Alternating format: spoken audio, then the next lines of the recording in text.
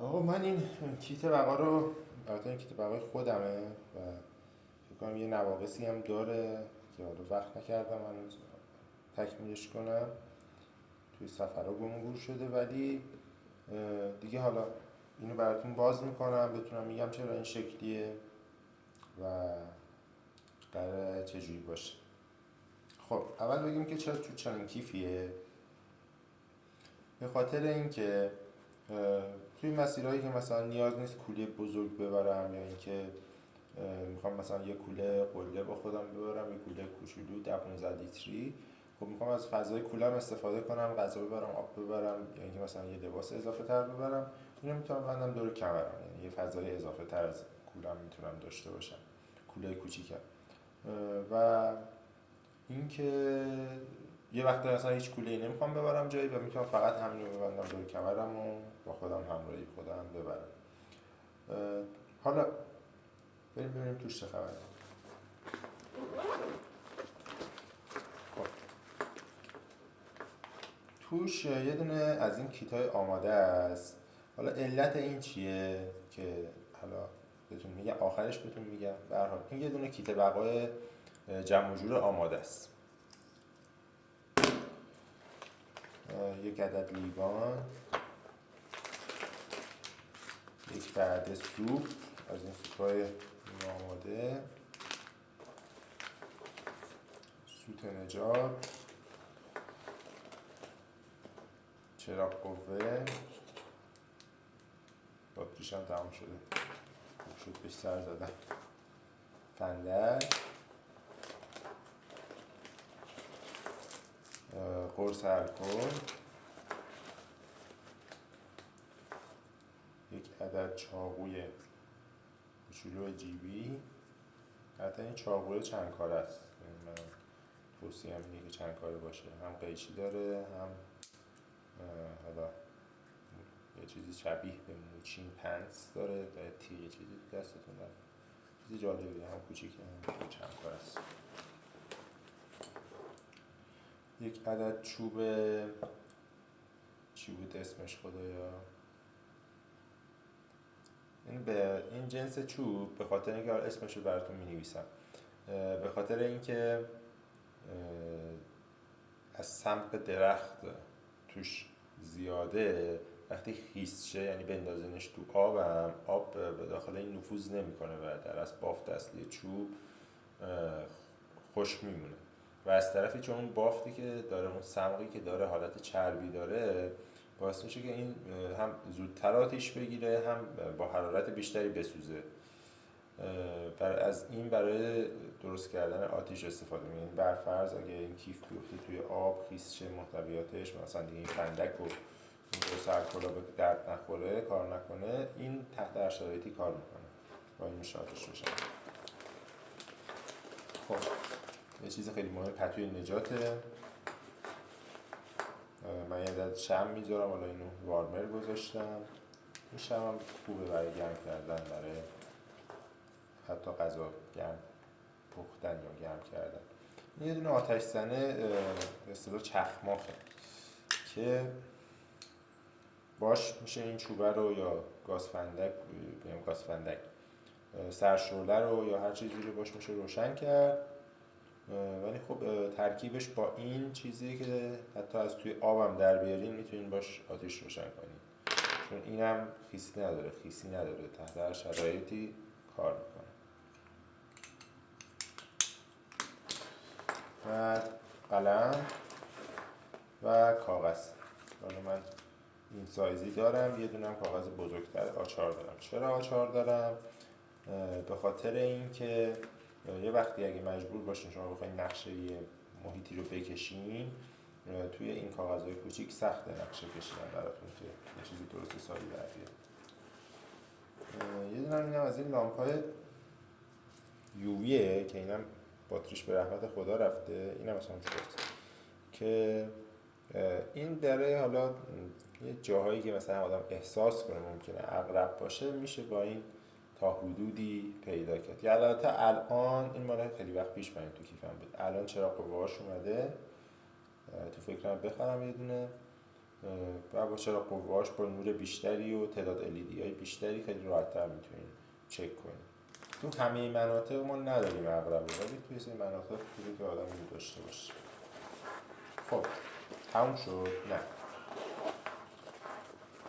این جلو هم یک عدد اره سیمی دارم،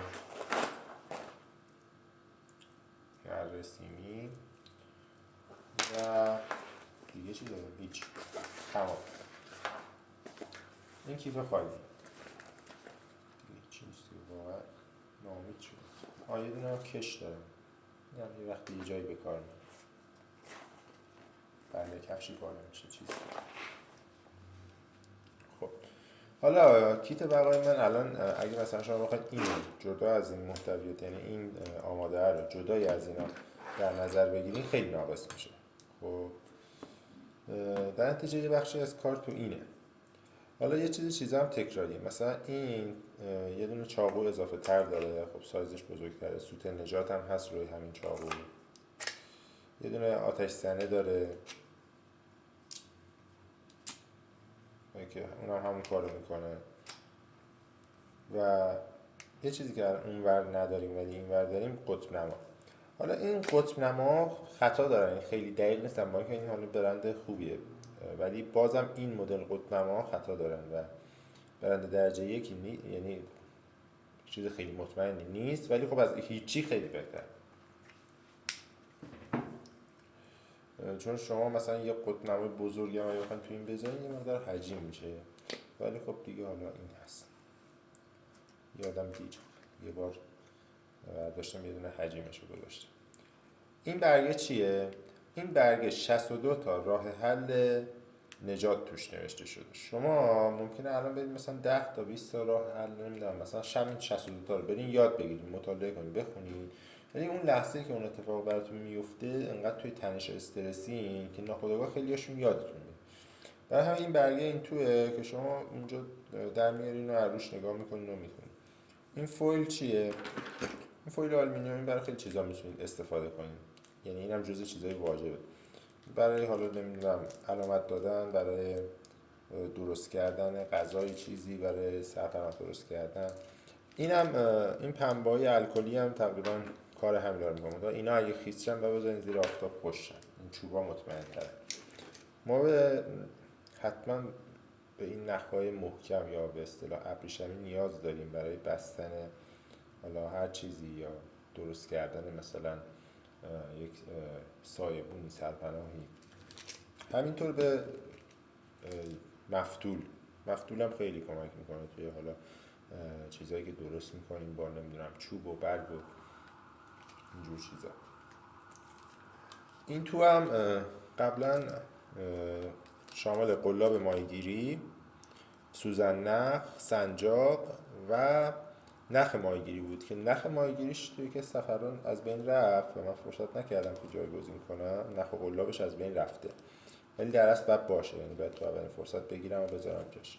و اگر احیانا مثل من عینکی باشین، یه دونه آچار عینک جمع و جور خیلی خیلی جاها به داد من و بقیه بچه‌ها رسیده که هم دو طرفش هم دارم. خب حالا این محتویاتشه، دلایلش هم تقریبا واضحه. خب اینو میخوایم برای اینکه اگر بی وسیله شدیم بتونیم، یعنی این پکیج، اینا همه برای آتیش درست کردن، بتونیم به یه نحوی آتیش درست. این پکیج یعنی که این چراغ قوه ها و چراغ قوه‌ای که روی این چاقوه بود برای علامت دادن یا برای اینکه تو شب بتونیم یه چیزی ببینیم. البته ما یه چیز خیلی مهمه رو الان جا انداختیم و اونم این آینه علامت دهی. این آینه همونجوری که میبینی، حالا من چون استفاده نشده این برچسب روش نکردم که خط نیفته. این آینه همونجوری که میبینی برای علامت دادن به امداد هوایی یا هواپیمای عبوریه. شما با استفاده از این دستوری که اینجا داره و نگاه کردن از توی این سوراخ میتونین به خلبان یا اون فردی که داره حالا نگاه میکنه روی زمین دنبال شما با نور خورشید علامت بدین و جاتون رو نشون بدین، چون از بالا خیلی کوچیک دیده میشین و حتی ممکنه دیده نشین اگه نتونین این علامت رو بدین.